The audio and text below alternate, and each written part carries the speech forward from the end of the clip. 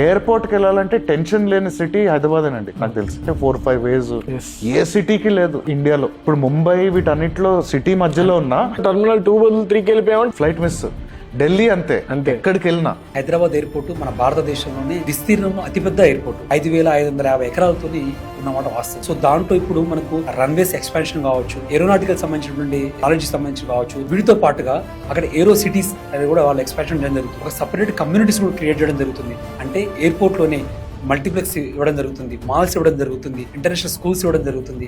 వీటితో పాటుగా roads expansion చేయడం జరుగుతుంది. అంతా ఎప్పుడైతే కమ్యూనిటీ క్రియేట్ చేయడం జరిగిందో అదంతా కూడా ప్రపంచానికి ఇంకా దగ్గర చేయడానికి ఆస్కారం ఉంది. ఒకప్పుడు ఎవరైనా సరే మన ఇంటికి రావాలంటే ఏ బస్ ఎక్కాలని అడిగేవాళ్ళు. ఇప్పుడు ఎంతమంది అడుగుతున్నారు? ఇప్పుడు ఎట్లా అయిపోయిందంటే ఎయిర్పోర్ట్ కనెక్టివిటీ అనేది పెరిగిపోతుంది. ప్రపంచంలో ఏ మూల నుంచి అయినా సరే హైదరాబాద్ కనెక్టివిటీ అనేది మాసివ్ గ్రోత్ అనేది పెరిగిపోయింది. పర్ మంత్ 2 కోట్ల వరకు ప్యాసింజర్స్ ని మన హైదరాబాద్ ఎయిర్పోర్ట్ అనేది ట్రావెల్ చేయడం జరుగుతుంది. సో హైదరాబాద్ ఎయిర్పోర్ట్ పక్కన ఎవరు ఇన్వెస్ట్మెంట్ చేసినా they are getting more returns పక్కా చెప్పొచ్చు.